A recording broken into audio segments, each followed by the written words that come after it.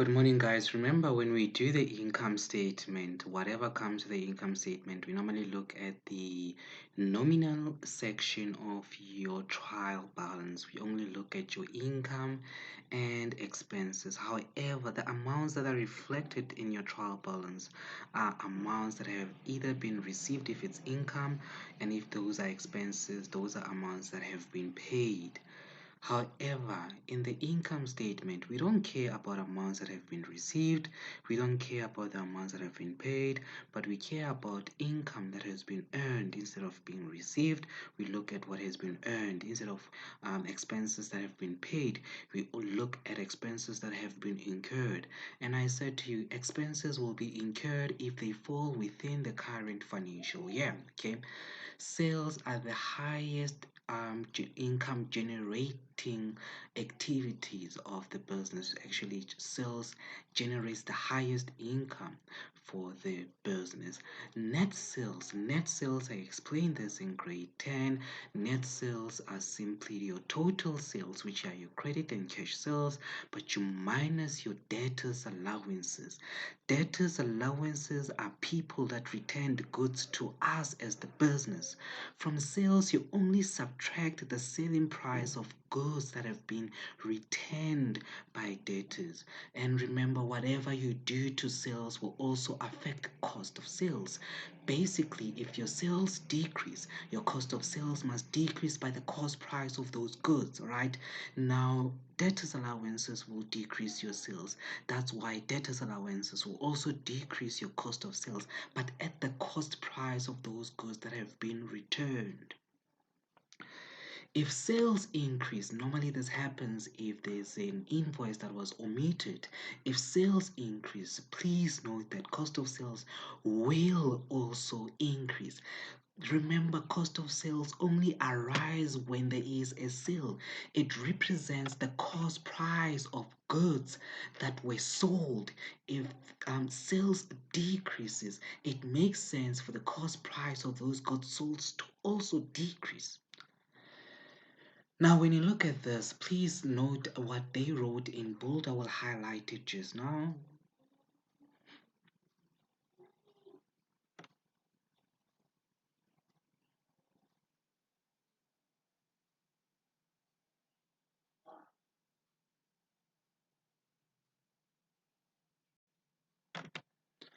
All workings need to be shown as part marks will be allocated to them. I would advise you to always show workings in brackets. A lot of you try to be smart and you try not to show workings. I'm talking about a lot of you guys that don't show workings and you end up forfeiting important marks. Please always show workings in brackets, right?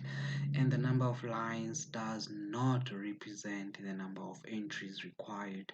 So if you are left with one row that is that you didn't use, it doesn't mean that there's something that needs to go there. Okay, but you need to double check if you have recorded everything. Now we need to prepare the statement of comprehensive income, and I explain is simply a statement of profit and loss. It shows you whether you have earned income, how much income you have earned, and how much expenses you have incurred. It says here, BASF adjustments and additional information that have not been taken into account.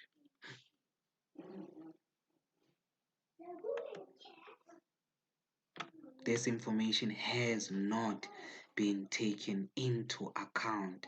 So none of these transactions have been recorded. And then it says BASF Limited operates on a 25% markup policy on all sales. Now, obviously for now, for grade 12, the markup will be on sales. Actually, it's on cost of sales, even though they said it's on all sales, all right? It's on cost of sales. So whatever you have as the cost price, you will simply multiply it by 125 to determine your 125% to determine your sales value. Last year's sales amounted to 800,000. BASF Limited is pleased to announce, note these are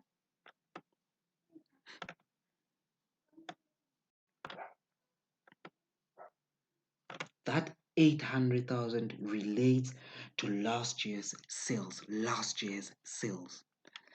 However, Bar Self Limited is pleased to announce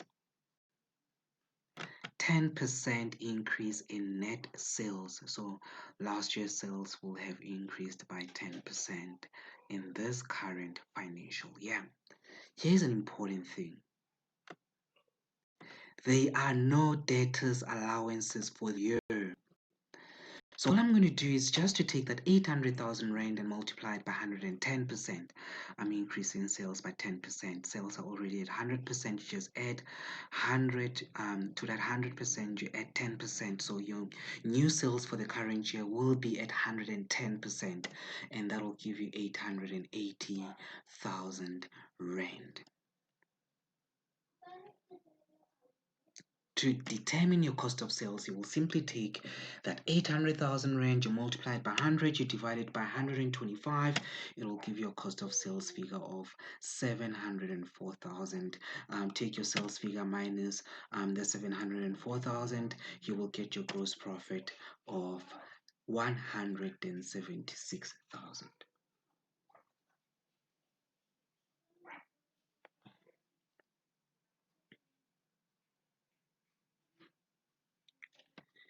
Number two, adjustment number two, it says Nordic Nikki is a tourism company which brings tourists into South Africa from Norway.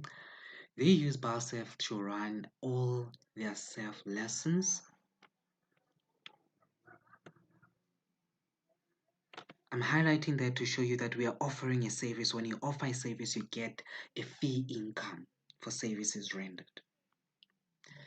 On the 21st of February, which is 7 days before the financial year end, Bar Self Limited received a check from Nordic Nikki in full payment for two groups who will receive lessons as follows. One group will receive lessons on the 21st of February 2019. I said in the income statement, you only recognize income that has been earned. For you to earn income, you must first perform a service. Now, you don't record amounts that have been received. You record amounts that have been earned. If an amount has been received but it has not yet been earned, you subtract it from your total amounts that have been received.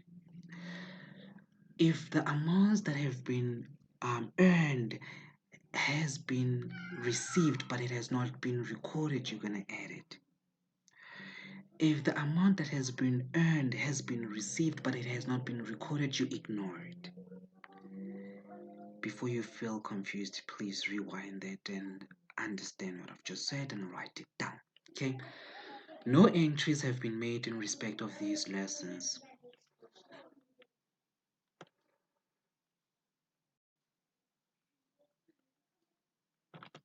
So no entries have been made with respect to these lessons. Lessons that were done on the 21st of Feb, no entries have been made. Lessons that were done on the 7th of March, no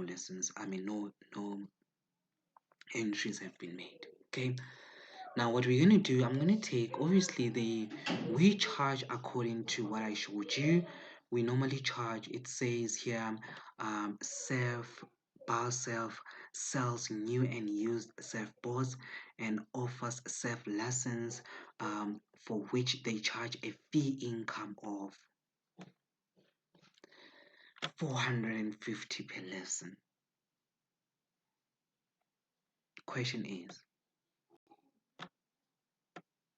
will those lessons be included under fee income?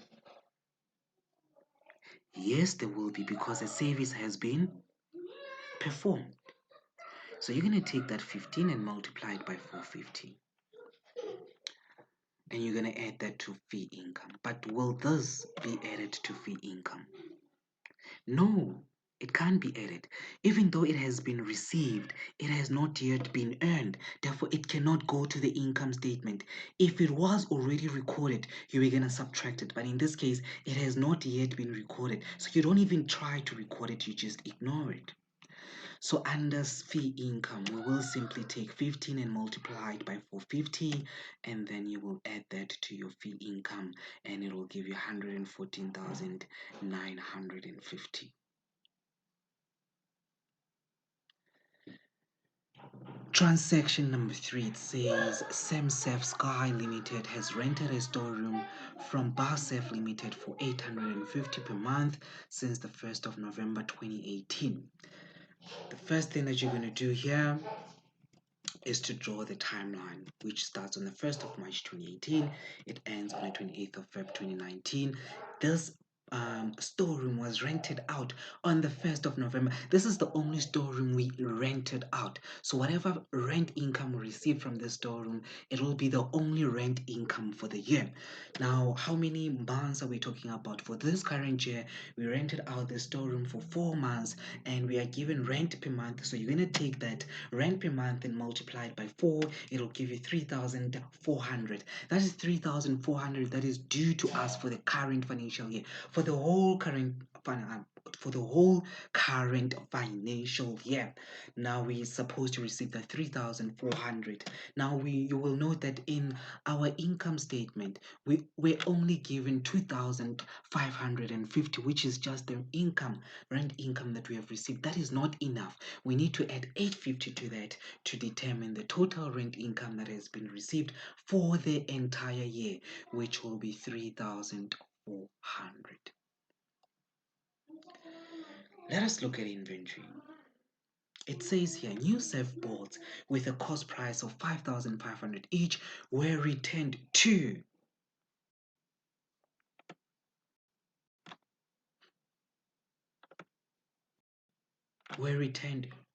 the manufacturer, not to us. To the manufacturer, not to us, but to the manufacturer, as they were damaged in transit. Now, transit, guys, is transit simply means they got damaged when they were being transported to our premises. All right, a debit note was issued. We issued a debit note. When we issue a debit note, we are instructing the creditor to debit our account because these goods were damaged. All right. Now, two surfboards, you're going to multiply 5,500 by 2 to determine the total amount of surfboards that we returned to the creditors. Now, this affects our trading stock. It means our trading stock will decrease. A lot of you took this amount and subtracted it from sales. Guys, this is not debtors that are returning goods to us. It's us returning goods to the creditor. Okay, so it affects creditors' control and debtors. Now I'm saying what the mistake that you guys have made. This only affects creditors' control and our trading stock. Okay. Now our trading stock at the end of the financial year, as per our trial balance, was that needs to be adjusted. So we're going to take that amount of 75,000 balance that we have in a trial balance. We're going to subtract 11,000. 11,000 is simply 5,500 multiplied by 2. It'll give you 11,000. It gives us the correct value of our trading stock as per our accounting records, and that will be 64,000 rand. This 64,000 rand will have to be compared to this. Guys, please note, stock count is the accurate amount because it tells you what you have on hand. So it is more accurate than what we have recorded using our invoices and debit notes. So that's 67,000. It is the correct value. That is the correct amount of our trading stock. Note that the trading stock value in our trial balance is less than the trading stock as per stock count. So if your trading stock value in the trial balance has to be taken up, you will have a trading stock surplus. If it has to be taken down, you'll have trading stock deficit. In this case, it has to be taken up. Therefore, we're going to have a trading stock surplus, and our trading stock surplus will be the difference between our stock count and what we have in the trial balance. And obviously, that will simply be 3,000 rand. And trading stock surplus will be recorded under operating income as 3,000 rand, as I have indicated. Transaction 6. A new employee, Ifan Vieren, was omitted. Know that if an employee was omitted, it means that they were left out. So there's a high chance that you will need to add them if certain information is available. Obviously, in this case, they were omitted from our salaries journal in error. Her salary details are as follows. Basic salary is the same as the gross salary. Obviously, it doesn't include a bonus. Okay, if there was a bonus, we were going to add it there, but in this case it's just the basic salary of 14,500. You will take it straight to your salaries and wages in your income statement. You're going to add it because they said it's omitted. Note that to your salaries you only add the gross amount, which is 14,500. Add it with 58,000, it's going to give you 72,500. The only thing that you're going to add in the income statement are the contributions by the employer. A lot of you end up adding deductions. Deductions are deducted from our gross salary. You can't add them because now you are overstating gross salary. Now, if you were given a net salary, then you were going to add deductions to determine our gross salary. In this case, you were given our gross salary. You don't need to add deductions, okay? You will only add contributions by the employer because these are additional expenses that the employer will have to incur. Our contribution in this case will simply be our basic salary of 14,500. You multiply it by 1%, it'll give you that 145 that I've just indicated. Added to our UIF contributions of 580, it'll give you 725. Number 7 says a further, oh, by the way, in addition to this, um, those contributions of 145 will have to be added under trade and other payables as UIF fund. Obviously, you're going to add that 145. You will also add the net salary. Net salary will simply be 14,500 minus 2,610. That net salary will be recorded as creditors for salaries in trade and other payables. I also forgot in the other, in the previous transaction,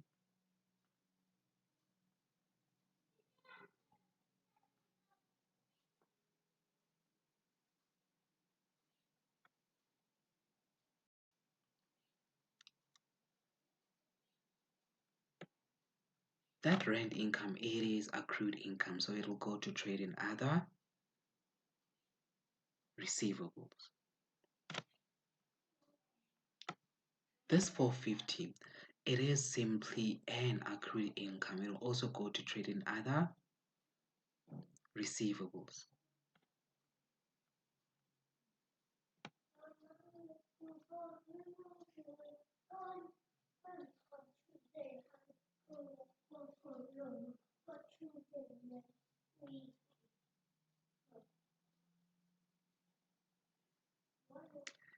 These self boards that were saving lessons that were provided, that will be provided in the next financial year, which is the 7th of March, you will multiply for with the 450 because we've already received this, and that kicks in a liability, a current liability, because that is income that has been received in advance. We owe these people a service or their money back. So on the 7th of March 2019, we need to perform a service for them, which is teaching them how to serve, or we simply give them their money back, which will be 4 multiplied by 450. So that amount will be recorded in trade and other payables.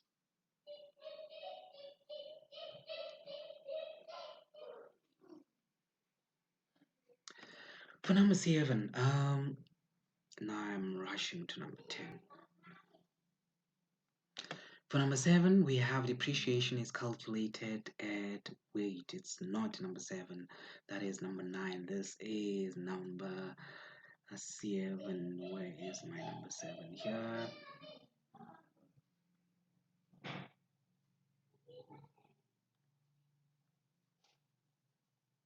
Here's our number 7. A further 1,500 is still owed to credit and to auditors in respect of their fees. Audit fees is an expense. Remember, we don't include that as part of salaries because auditors are external auditors. We pay them audit fees. That is because they're not employed by the company. All right. In this case, we owe them 1,500. That 1,500 will be accrued expense. It will be accrued expense. It will go straight to trade and other payables as accrued expense. However, we're going to add it to our audit fees.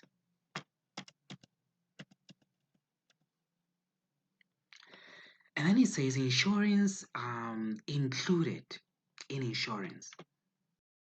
Included. Included means it's in there. It is in there. All right. I just need to specify that. And then I also need to specify this. Annual means per year, per year, per year. So included in that 15,000 is this 9,000. It's already in that 15,000, which was taken out on a new company vehicle that was bought on the 1st of June 2018. So this insurance was also taken on the 1st of June 2018. Okay. Never mind that, we're going to come back to the cost of the vehicle. For now, we're concerned about the insurance that relates to the vehicle. This is the only asset the company owns which will depreciate.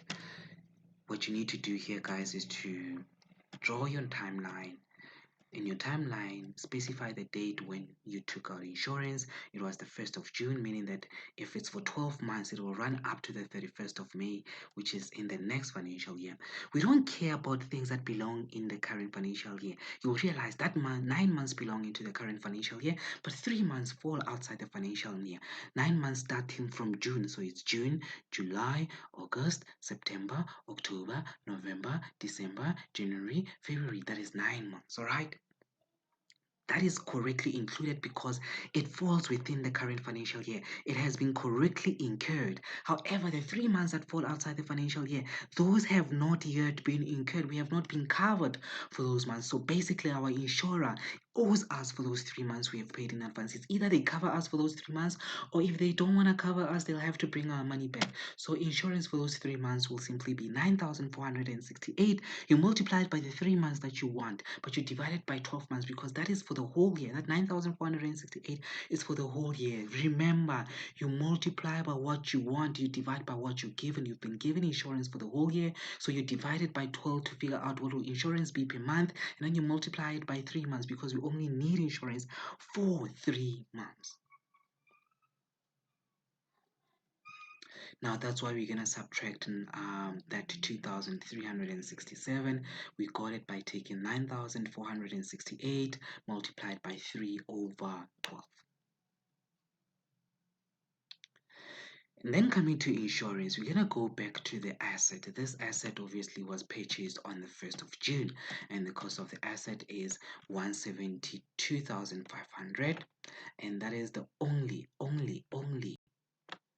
asset that a company owns, which will depreciate obviously at 20% on cost, which is pretty easy because you're going to just draw your financial year, you apportion it. Apportioning it means that when you calculate it, this depreciation rate is per annum. So if I take that 20% and multiply it by 72,500, I will get depreciation for the whole year. It's per annum, per year.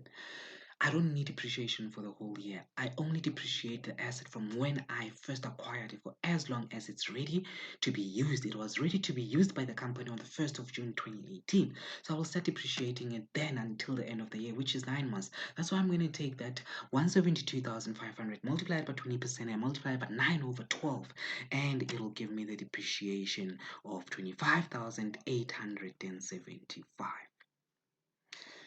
Now, the only missing figure is the sundry expenses. You're going to take 172,500.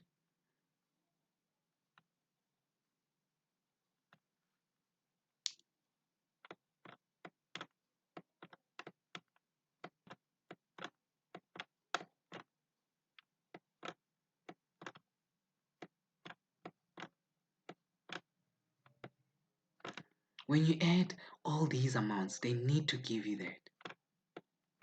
Obviously, we have x, and then you will just solve for x if you're more into maths. Otherwise, you can add those amounts and then find the difference between these amounts and the total operating expenses. Remember, when you add all of these amounts, they need to give you total operating expenses, which you put in brackets. The balancing figure will be your sundry expenses.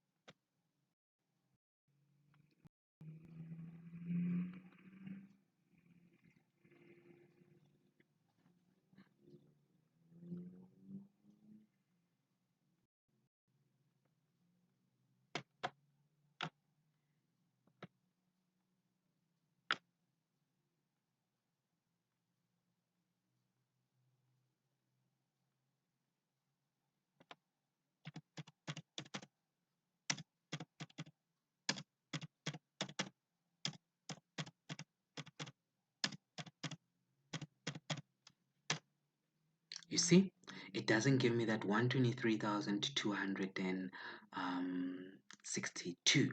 So you're going to take 123,262 and find the difference because these amounts are understated, all right?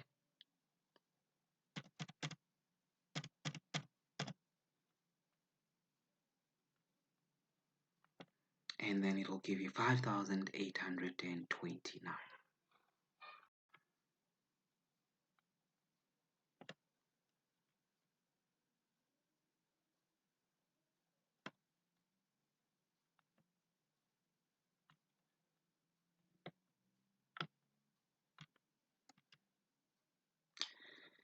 Now we come into this loan statement. Whenever you receive a loan statement, you must just know one thing that um, interest is actually capitalized in this case, right? It's actually even told, you've been told that interest is capitalized and has not yet been recorded in full, all right, in full for the current year. The loan was not increased during the current financial year. They intend to pay 11,500 of the capital portion of the capital amount next year. All right. Know that when you make a payment towards the repayments towards the loan, you pay interest plus the capital portion. The capital portion of the loan that will be paid next year, you include that and trade and other payables, so you can just write it on the face of your balance sheet as the current portion of the loan. So that 11,500 will be the current portion of the loan. Please note that when you analyze your loan statement, your opening balance, you're going to take your opening balance, you minus your repayments, and you add your interest. It should give you a closing balance. Interest in this case is X. Therefore, we don't have that X.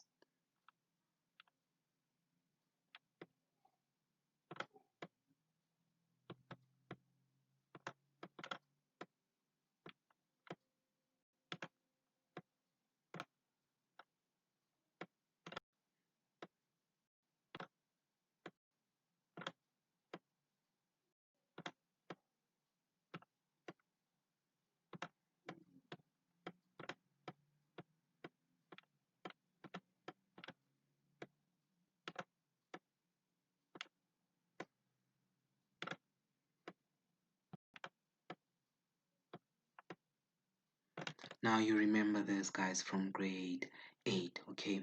All you have to do now is to solve for X. But before you solve for X, this is what I'm going to do. I'm going to just add like terms.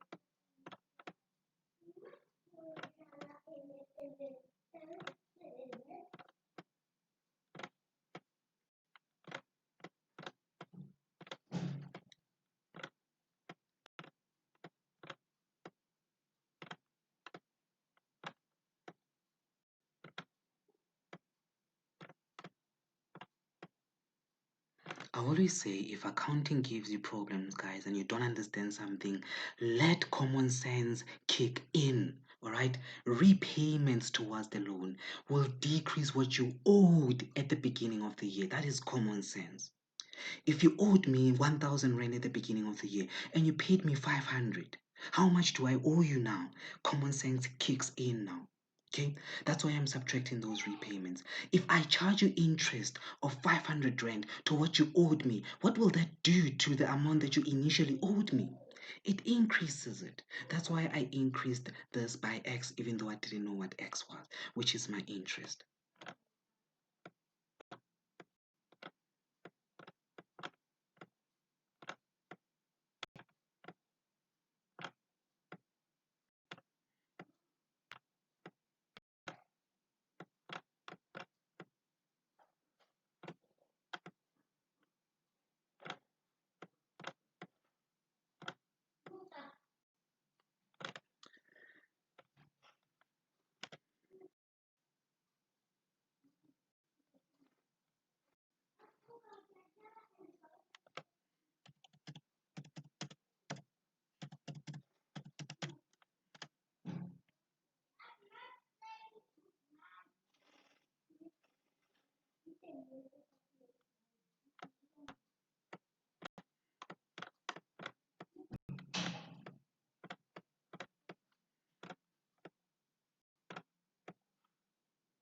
This will be your interest, right? This interest is included in them. Now, if you were to prepare your cash flow statement, interest paid will be shown under operating activities, but to determine the amounts that will be shown under financing activities, you will take this total payment.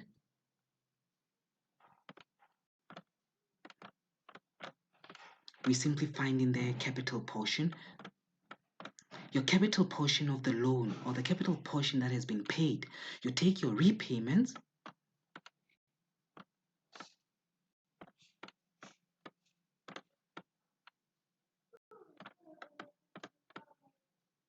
you minus your interest.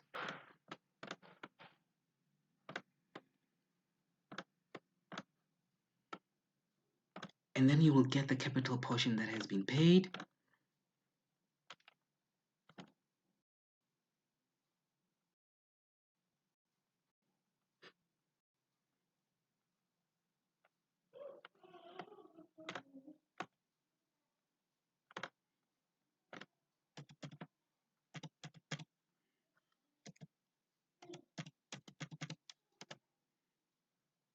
This capital portion of 11,750 will be the one that will be shown under financing activities as repayment towards their loan.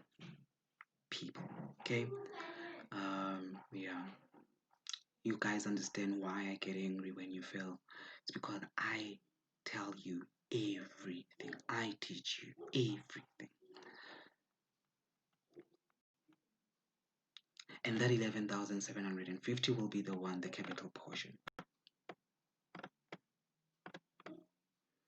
On the face of the cash flow, that's how much you're going to put in as repayment of the loan. Remember, the 24,088 will be shown under operating activities as interest paid. This 24,088 will be the one that you add in note number 1 as interest expense. Obviously, it matters. It depends on what you already have as other, because you don't just have one interest expense. It doesn't just result from the loan. It normally results from other things like a cash flow and so on. Okay. I hope that made sense to everybody. This 24,088 is our interest for the whole year, but we've only have interest expense of 20,000, meaning that it is understated. So basically what we're going to do now is simply find the difference of 4,088 and we're going to add that to our interest expense. That 4,088 is what we refer to as accrued expense, and as an accrued expense it will be recorded in trade and other payables.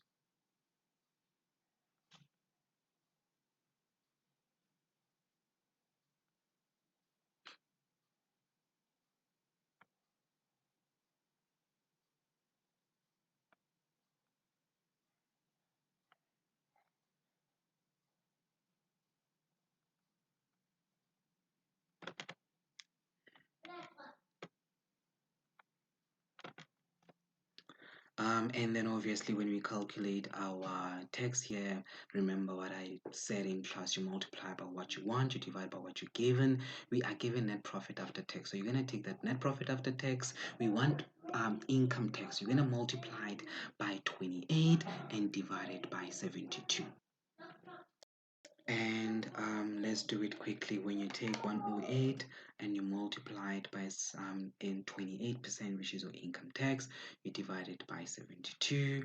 Let's see how much you're gonna get.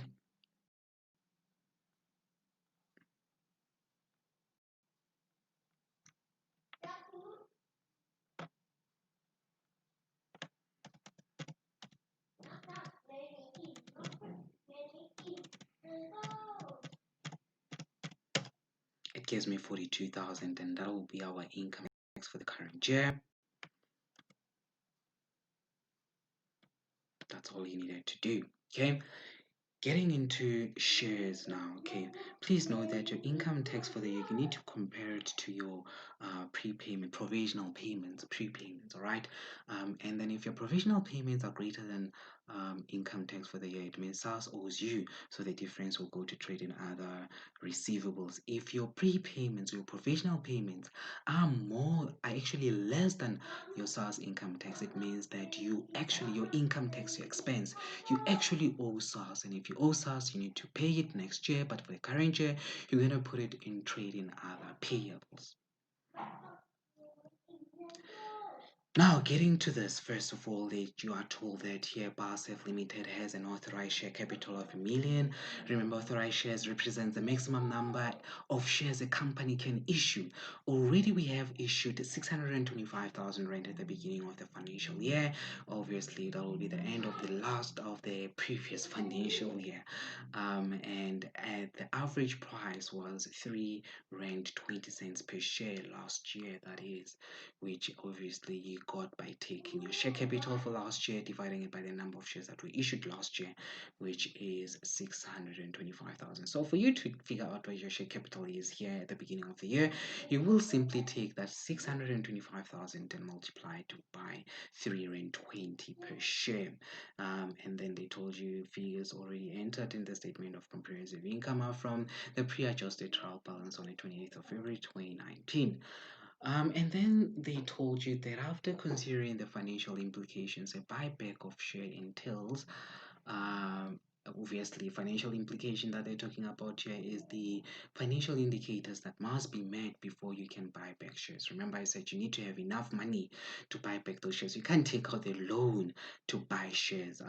I'm sure you guys have realized what's happening with Edcon right now. A company that bought Edcon actually bought Edcom using loans, and it struggled to repay those loans. And as a matter of fact, to it had it got deeper and deeper into debt, and it couldn't pay back its debt. That's why Edcon now is selling some of its jet stores. I think they're selling around 300 and something jet stores countrywide. I think they have around 700 jet stores in South Africa, right? But they're selling those because they bought shares using loans. So you as a company as well, you can't buy back shares using loans, because even before we even go for it, affects your solvency, it affects your balance sheet, and you're sending the wrong signal to investors that you don't have money.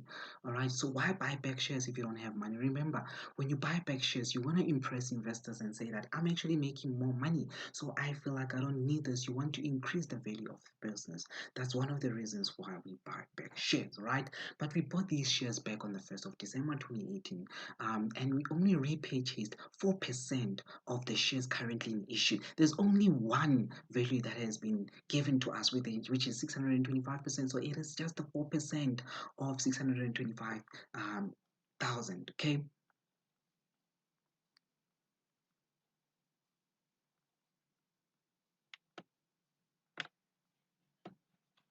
These shares were repurchased at that. The repurchase price says nothing, guys, for now, especially for amounts that go to ordinary share capital. We don't care about that value, all right? In the ordinary share capital, we need the average price. We need to determine the average price before the buyback. Determine the average price before the buyback by taking share capital before the buyback divided by number of shares issued before the buyback. I've said that so many times. Anyway, moving right along.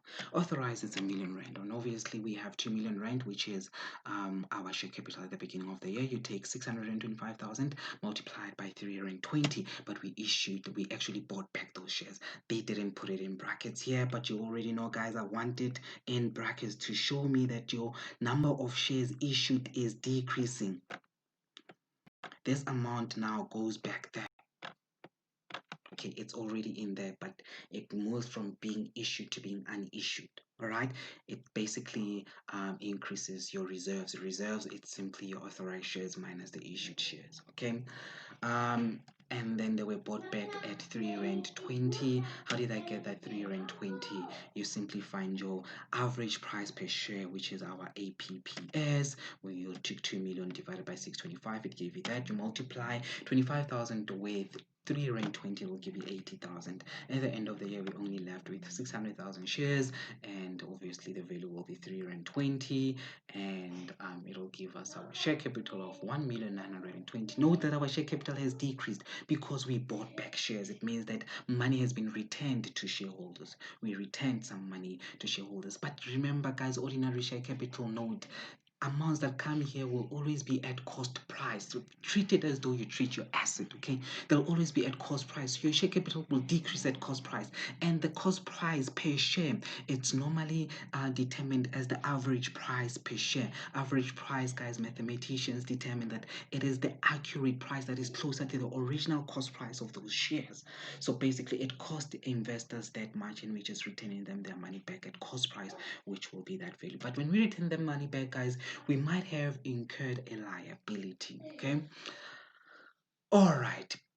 Let's quickly go to our ordinary share capital. You will start with retained income at the start of the financial year. Look at your statement of financial position to get that, and then we've got profit or loss after tax, which is what we were given. It comes from the statement of comprehensive income, and then we're gonna have a loss due to buyback. Now for you, you're gonna check how many shares were bought back, which is 25, which is 4% of 625,000. That will be 25,000 actually, and then your loss due to buyback will be, we paid for 15, but we only received 3 rand 20 for those shares, so we made a loss, and our loss will be 1 rand 30. You'll take that, you multiply it by 25, and you will get 32,500. It's a loss, you put it in brackets. It reduces your retained income. Loss due to buyback never goes to the income statement.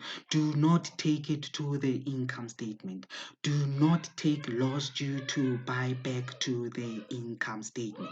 It comes straight to your retained income.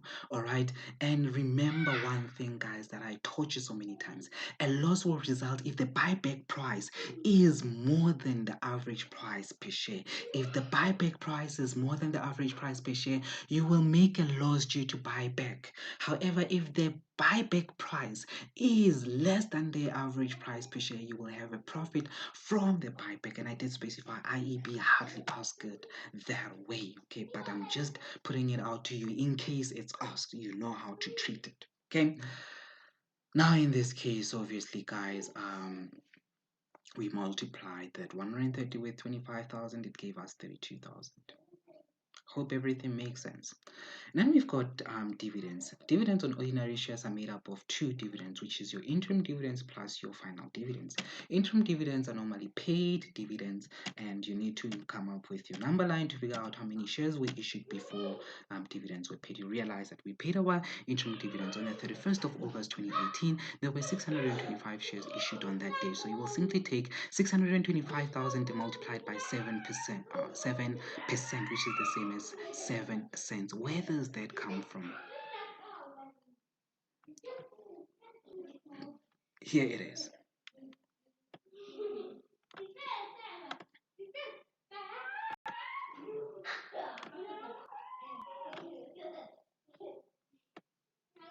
Final dividends were paid at the end of the financial year. Remember, dividends are paid on the number of shares issued. You can't pay dividends on number of shares that were not issued, guys.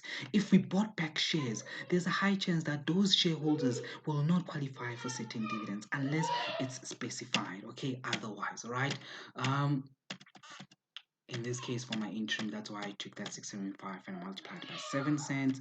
It'll give me 43,750. My final dividends were declared after the buyback. The buyback happened on the 1st of December 2018. A lot of you make a mistake of thinking December is after Feb, but you forget to look at the year. December 2018 is before Feb 2019, even though December is after Feb. Okay, December 2018 is before Feb 2019. Revise this and look at your calendar if what I've just said confuses you. So when we declared final dividend, that's why I'm putting that, I'm emphasizing it on the 28th of Feb. We didn't have 625,000 shares issued anymore.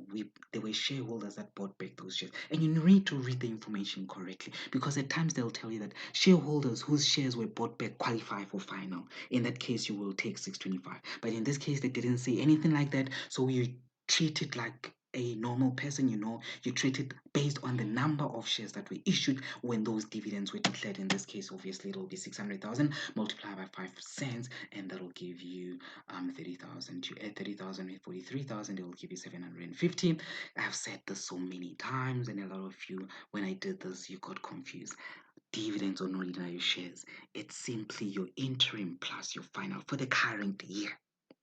However, we only pay two types of dividends in a year. There's a difference between those two. Dividends on ordinary shares, it's interim plus final for this year. Dividends paid, it's last year's dividends plus this year's dividends. That's the amount you take to dividends paid. You take to the income, to the statement of cash flow as dividends paid. You take last year's final dividends and you add them with this year's interim dividends to determine dividends paid. In this case, ordinary dividends will simply be your interim plus your final, but you put it in brackets. Dividends decrease your profits because they are declared from your profits. You can't declare dividends when you're making a loss. Like I think it was Dudu Miyeni that declared dividends for SAA board when they were actually making a loss. There was a controversy even last year that certain people at Eskom took bonuses when Eskom was making a loss. Guys, you don't do such things when you are making a loss, especially for executive. Obviously, for normal people, you can actually increase their salaries.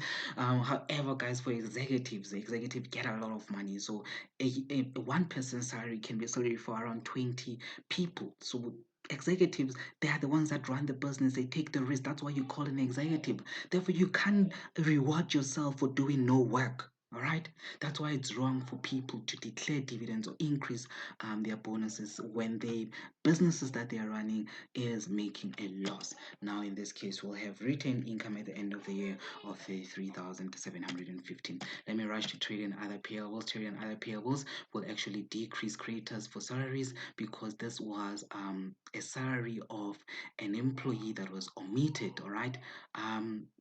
Actually, this is for returns. Sorry, I'm thinking about something else. This is for returns. We're gonna minus 11,000 rand because we returned 11,000 rand worth of surfboards to our manufacturers. I did explain this, guys. It's 5,500 multiplied by 2. It'll give you 42,000. And then we're gonna have UIF. That is the UIF of the employee plus the UIF of the employer that was contributed by the employer, and that will be your liability, which is 1,450. Then you're gonna have sales pay as you earn. You're gonna add it as well because it increases the amount that you need to pay to sales as pay as you earn. That will increase your pay as you earn to 13,210.